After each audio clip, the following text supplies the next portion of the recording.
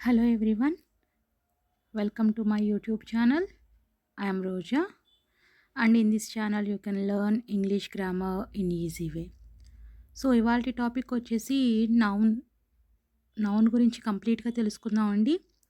So what is the definition of noun types and examples. Definition, types, examples వీటన్నిటి గురించి డీటెయిల్డ్గా ఇందులో explain చేయడం జరుగుతుంది. So let's start our video. So, noun. What is a noun? Noun is the name of a person, place, thing or idea. So noun అంటే నేమ్స్ని తెలిపేదే noun.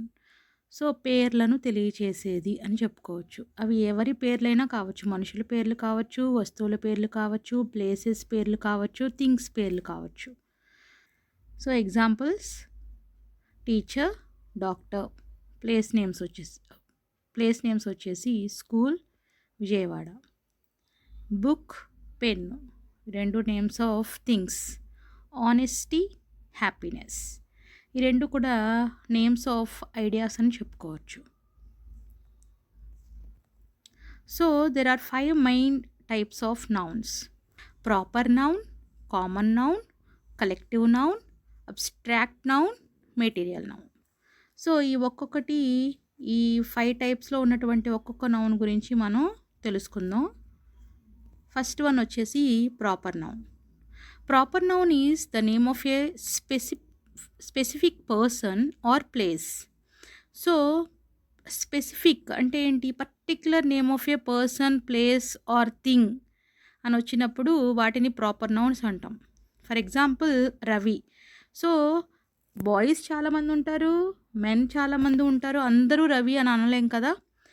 So అంటే ఏంటి? Particular name of a person వచ్చేసి proper noun అయిపోతుంది.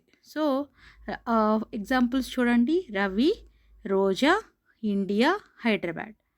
So మనుషులు అనేవాళ్ళు చాలామంది ఉంటారు, కానీ పేర్లు ఎవరి పేరు వాళ్ళకి స్పెసిఫిక్గా ఉంటుంది కదా. సో అలా ప్రాపర్ నౌన్స్ అంటే స్పెసిఫిక్ నేమ్స్ అని చెప్పుకోవచ్చు. ఇండియా, కంట్రీస్ చాలా ఉన్నాయి. ఇండియా అనేది particular name of A country.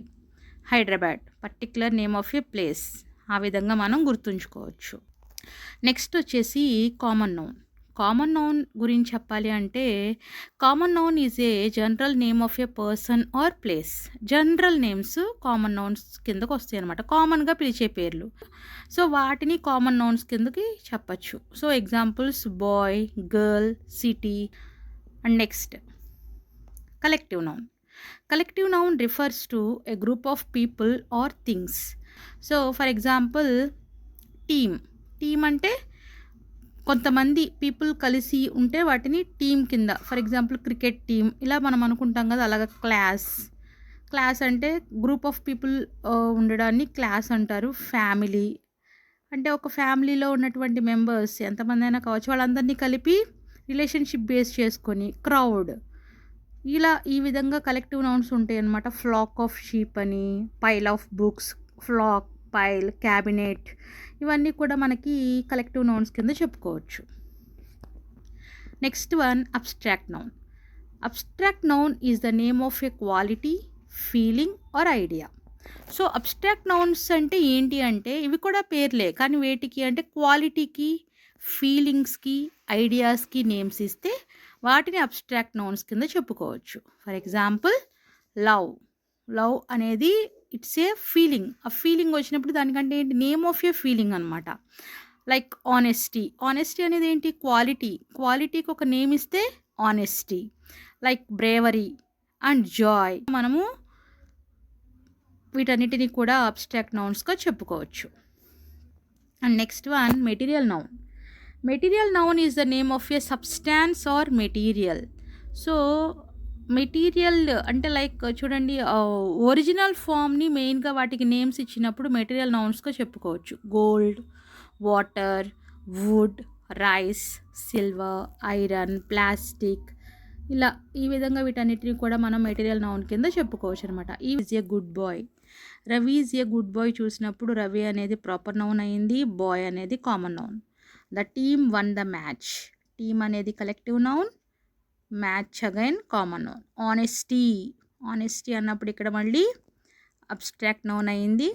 So the ring is made of gold. Gold అనేది again material noun. In the next video we will learn about pronoun with types and examples. Next వీడియోలో మనం ప్రొనౌన్ను వాటి types examples చూద్దామండి. Thank you for watching. Like, share and subscribe for more grammar lessons.